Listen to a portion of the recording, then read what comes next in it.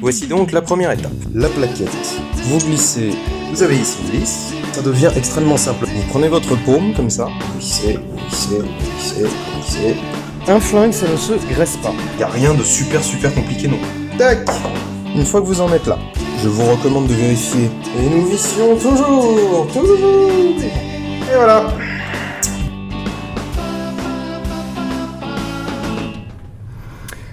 Bonjour, bonsoir à tous. Aujourd'hui, on s'attaque à un petit démontage qui peut paraître complexe et qui pourtant ne l'est pas. Car vous allez voir, c'est quelque chose qui a été fait avec tout plein de bon sens. Le Mauser 1914. Alors, à noter que ce que je vous dis sur le 1914, c'est également valable sur le 1910 et sur les variantes 1934. Donc, première étape bien entendu, on vérifie que l'arme est bien vide, c'est le cas. Et on enlève le chargeur, qu'on va remettre immédiatement en place, et pour une bonne raison, sans ça, vous ne pouvez pas démonter l'arme. Sans le chargeur, vous ne pouvez pas démonter cette arme, malheureusement, puisqu'elle dispose d'une sûreté qui empêche la culasse de repartir en avant si un nouveau chargeur n'est pas remis en place, et donc malheureusement, vous en aurez besoin. Alors, première étape, on va enlever cette partie à l'avant, là, qui se déverrouille avec un tout petit bouton en dessous, et qui ensuite se tourne sur le côté. Grâce à cette rotation, vous pouvez enlever la tige guide. On va déjà mettre ici. Et en enlevant la tige guide, vous pouvez tout simplement retirer le canon par l'avant. Ensuite, et c'est là que vous allez avoir besoin du chargeur, vous retenez un peu votre culasse avec votre main et vous réenclenchez le chargeur, ce qui va permettre à la culasse de repartir en avant. Vous la laissez bien repartir à fond vers l'avant et vous retirez le chargeur, ce qui va lui permettre d'aller complètement vers l'avant. Donc vous enlevez votre chargeur et vous pouvez retirer votre culasse. Théoriquement, le ressort récupérateur et sa tige viennent avec. C'est pas toujours le cas parce que parfois une spire vient se coincer contre l'épaulement. Dans ce cas, eh bien, ma foi, vous n'avez qu'à tirer très fort jusqu'à ce que ça finisse par venir. Tac. Donc vous avez votre culasse qui est complètement vide. Vous n'avez rien à démonter dedans. Ensuite, une fois que vous êtes là, vous remarquez que votre percuteur, sa tige guide et son ressort sont toujours en place. Donc ce qu'on fait, on l'attrape bien fermement pour qu'il évite de voler vers l'avant et on va le soulever un petit peu dans ce sens-là. Hop, comme ceci. Et donc vous avez l'ensemble percuteur tige guide et le ressort. Ensuite, une fois que vous êtes là, vous allez avoir besoin d'un tournevis. C'est la seule et unique fois dans cette arme où vous aurez besoin d'un tournevis. Tout le reste se fait sans outil. Donc vous prenez un tournevis propre et adapté et vous dévissez les vis de plaquettes. Hop. Il n'y a pas de rosette sous ces plaquettes. C'est possible qu'il y en ait eu selon les fabrications, mais en l'occurrence, ceux que j'ai vus, il n'y a pas de rosette. Donc il y en a une de chaque côté. Comme elles viennent en appui sur le bois, parfois c'est un petit peu dur de les sortir. La poignée se retire vers l'avant. Vous ne pouvez la retirer ni vers le bas, ni vers le haut. Il faut, et c'est parfois un petit peu dur, la faire jouer de haut en bas jusqu'à ce qu'elle finisse par sortir, mais c'est pas toujours évident et celui-ci par exemple c'est un peu dur. Bien entendu vous ne devez pas vous aider d'un tournevis parce que sinon vous allez éclater vos plaquettes. Voilà, vos plaquettes sont retirées. Alors ensuite ça se passe de ce côté là. Toute cette partie c'est une plaque de recouvrement. Vous allez pouvoir la retirer tout simplement en la faisant glisser vers le haut puisqu'elle est montée à queue d'aronde. Hop. À un moment, vous le voyez, il va falloir faire grimper cette partie arrière un petit peu plus vite que la partie avant puisque vous avez en dessous de cette plaque de recouvrement un T qui va malheureusement vous empêcher, qui va buter contre la queue de détente. Ensuite, une fois que vous en êtes là, vous pouvez déjà retirer cette petite pièce-là qui est tout simplement montée dans un petit trou. Ici, vous avez le ressort, un double ressort, là comme ça, qui vient ici sur la barrette de transfert et là sur la sûreté. Vous allez pouvoir le retirer en vous aidant de votre tournevis. Hop, toujours par le haut puisque c'est là qu'il est enclenché, donc c'est là où ce sera le plus simple. Comme vous le voyez, la grande extrémité va vers le haut. Ensuite, vous pouvez retirer votre barre de transfert. Pareil, elle est montée tout simplement sur un petit axe. Ici, votre queue de détente est montée sur un ressort qui est très ferme. Donc personnellement, je vous déconseille d'enlever le ressort si vous n'avez pas besoin de l'enlever. Vous enlevez juste votre queue de détente. Voilà. Comme ceci. Vous voyez ici qu'il y a une pièce qui est montée, qui est goupillée sur la queue de détente. Pareil, si vous n'avez pas besoin de l'enlever, ne l'enlevez pas parce que vous risquez de fausser la goupille. Ensuite, vous pouvez enfin retirer la petite barrette de sûreté qui se monte à l'avant grâce à un crochet qui vient ici. Donc en la remontant, il faut forcément la remonter comme ça en fait. Vous ne pouvez pas la remonter à plat directement, sinon elle va buter. Vous avez ici le ressort de la sûreté qui est tout simplement monté à crochet. C'est vraiment très court comme crochet, mais c'est facile à enlever.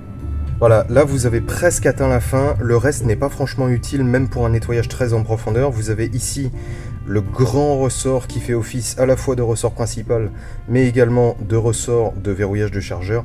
C'est pas très utile de l'enlever puisque vous n'atteindrez rien de plus fondamentalement. Là, il ne reste qu'une pièce, vous avez largement la place de passer une brosse, etc. pour le nettoyer. Ce que je vais faire immédiatement, puisque je ne le démontais quand même pas totalement gratuitement, je vais le nettoyer dans un bain d'huile et je vous reviens pour le remontage.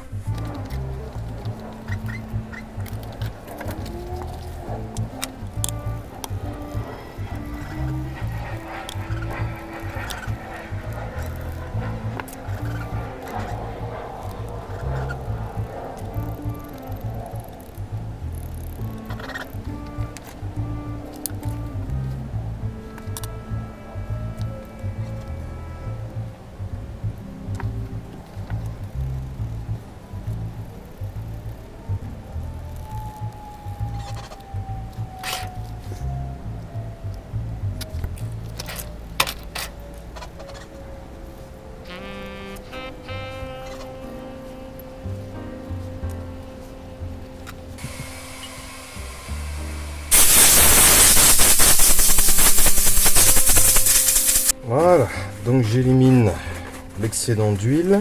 On est reparti sur le remontage. Alors, donc première chose que je vous montre, c'est la queue de détente.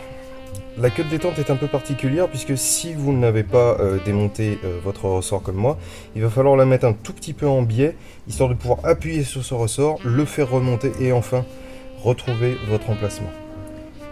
Hop, et ça se fait avec un petit coup de main.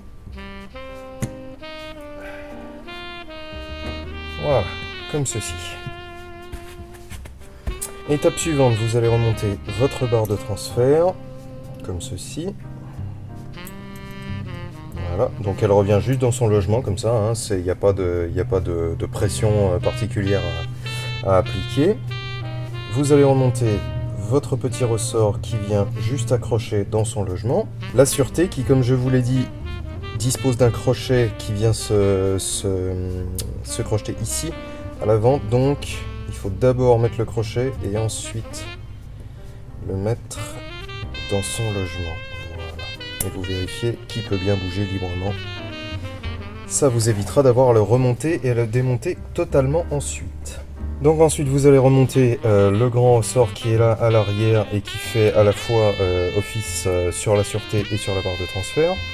Donc vous le remettez dans son logement, vous le poussez dans la sûreté puisque c'est là-dedans qu'il va se mettre le plus profondément et ensuite tout simplement avec les doigts, vous le bandez jusqu'à ce qu'il repasse sous la barre de transfert. Ensuite vous remontez le reste à l'avant, voilà. Un peu de mal à trouver, voilà. Pareil, ça vient tout simplement se loger, il n'y a aucune pression particulière. Comme je vous l'ai dit, il faut que ce soit un petit peu asymétrique parce que ici, vous avez une pièce qui va bloquer la contre. Donc, vous essayez de la mettre en butée le plus profond possible. Et ensuite, vous essayez vaguement de lui faire entendre raison. Comme ceci, voilà. Ensuite, vous pouvez remonter vos plaquettes. Elles sont beaucoup plus faciles à remonter qu'à démonter.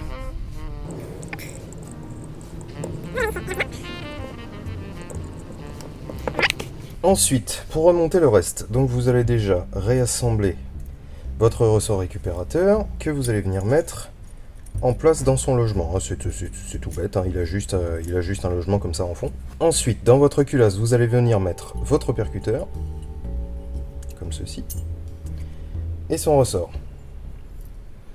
Et c'est là où il va falloir faire coïncider tout ça. Donc vous remettez la culasse dans ses rails. Hop.